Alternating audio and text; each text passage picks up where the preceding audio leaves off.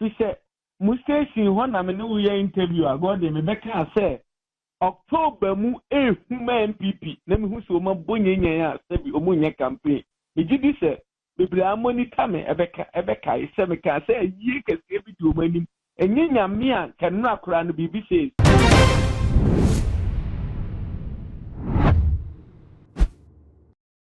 Abusiamu akwaba edibatu maji esumeso sasana ni dika oni mi edi ehia subscribe ma channel we na mi adoma no so na be ya upload bia unsa ebetimi aka na abusia me se afi de afia emu aya hyiye pa fi se afia kwakoto abadunsi no amanyafo ani abre asofo ani abre nkomhyefo ani abre adunsifo ani abre obia chante kanche kire ne bobre wo hunhum fam na ye hu se ne asofo no bebre na ababonten abehye enkom ebi hye ko benkum ebi hye ko nifa ebi dia kwanchere egu from nanu ya ne sofu pani rebe no so bempa ekokaka ase nyame aka che ne wadane oman no e de ahye mampani dada John Dramani Mahama ensa abaya ye ba betu bibia de ase hunhum from honam from se ye mampani dada John Dramani Mahama ena ebesan ababefa akonwa na eno ena sofu ba ko ogokuma se din oje so any prophet po Kusi edi enkomhye bi ababeto abonten kire se efiri se ohye asese ohye nkom no ne enkomhye bi a entum fa honda no di kan babeka se Appiah yakwa kotu ye mampenya be de Dr. Muhammad Bawumia ono ene be wini with slim margin bi atese oni Mahama entem no margin be da ho no ebe yeketua bi na so ono na ebe fa na prophet owusu bempa ekomhye ba yi ena wontumi esan bopini no wontumi FM esan ebopini papa no msanse papa obehye enkom se Muhammad Bawumia ene be fa na sese enkomhye foforo na ba beto wiemu ya ama ewiemu ayi huhu edema MPP fui wasema o kan ye no woda so gina wona so ana se na revenue owusu bempa kan sa na tie abusuya say and a prophet Kusi Appiah and then 7 sign to Jafai. What a prophet. Tell my body. But you watch him walk up and what is saying? Nyamiadu be hoye na monsu Nyamiadu, yes, Yahuya papa, Yahuya pa.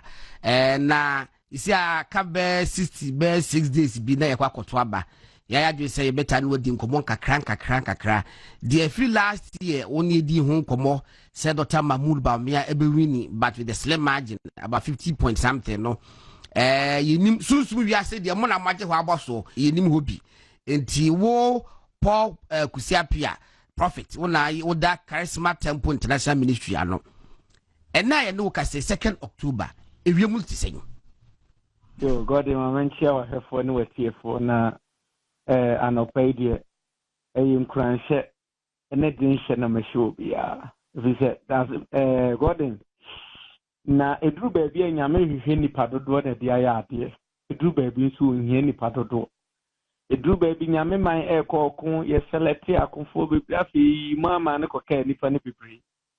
eduru baabi nyame man ekoko adifo nyina be share 400 and over ni ba kupe begina wo se ohene entokoi okwa emwa ni mumuma kenyina aka se ohene bedin kunimba long last no odnon kwa agina kontonkro ne ba god me kashe Israel nyankopo di enimu se she me beka se Bawumia nyintu so ye janka minim se obekai sa asebo no se Bawumia nyintu so ye janka mekai pa na nkofo antiasi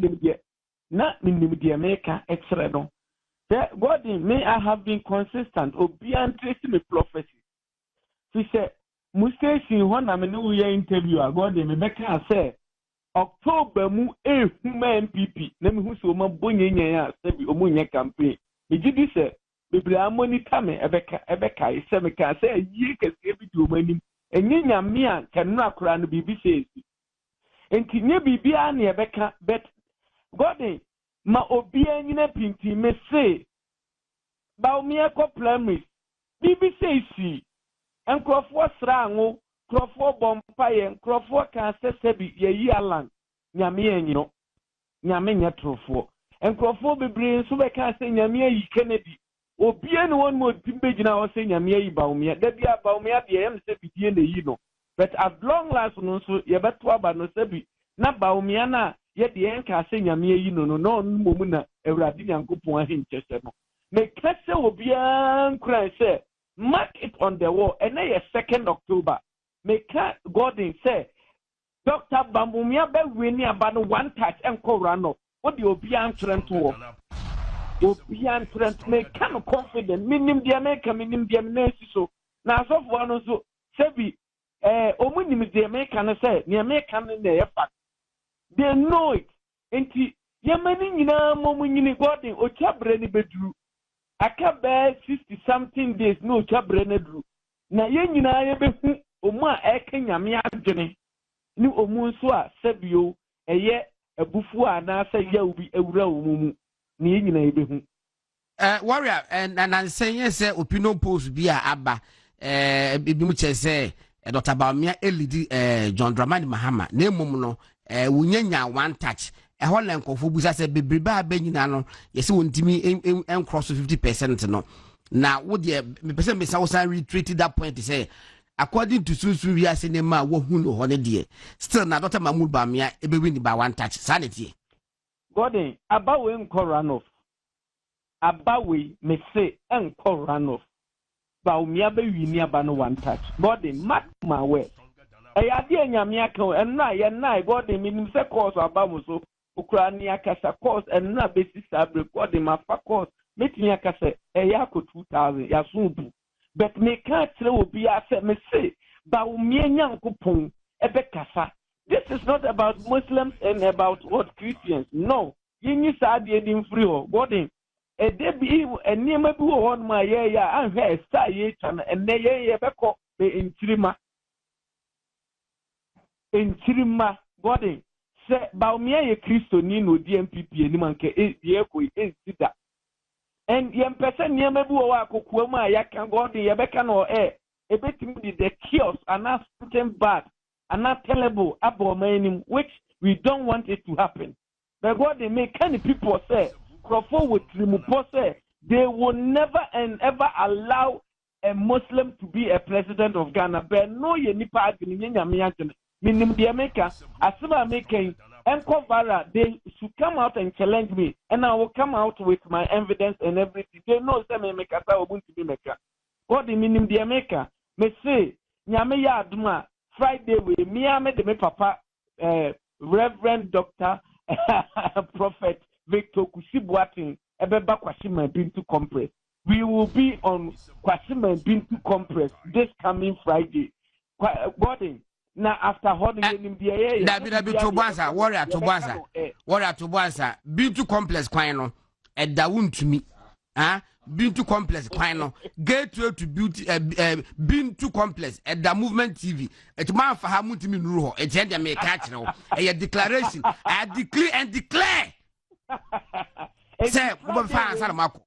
nipa nyina wo de opese ye be no region by region wo de God ni throw challenge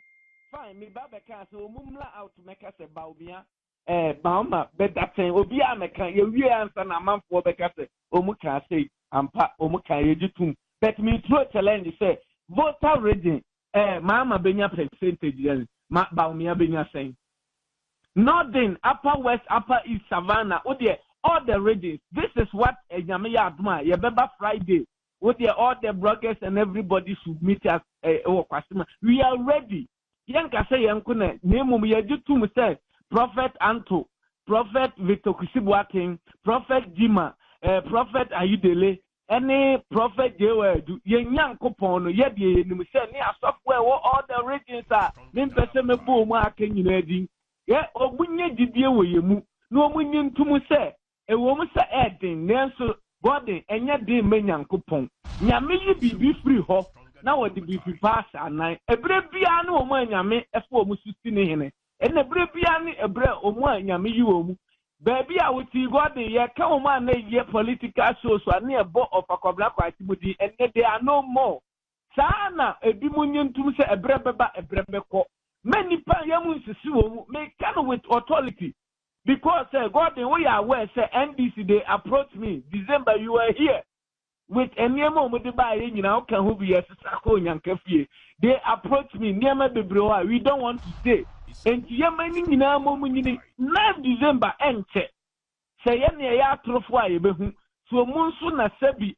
kenya gene kenya ye lusu ebedia tru se nyame afeli na mom baby ene sini de ye wojidie wa ya de nkwa Yesu Kristo di mu bisa na asofo bi kasa o mte MPP ni yisi be wiem be no amafo ahu se asofo bi entimi mfampoma nto o mu gomse mu biem because o mu kosi aye no sebi o mu ntira ba bia yisi di nipa gumu no warden obi antimi ankyere na kyere se sebi obi antimi mfampoma ento ne nkomse ho enti yamani nyina momu nyini na aba we dia meka se nyamete asefo animonyam se Dr. Alhaji Mahmoud Bawumia, I'm using this platform and this opportunity to wish you congratulations in advance. And indeed, you are coming to be the president of this nation. And in spiritually, you have won the election already. Nothing will change. Nothing will change. Mark my words, nothing will change. God, may come from me who say when you are side, we say Mr. Prophet. Unim she ma me ka se we me ju de se we nya mini pa what ya say but na ka me sa be ka say we who ka we nyina no summarizing in English coincidentally what's I hear this I surprise me kakra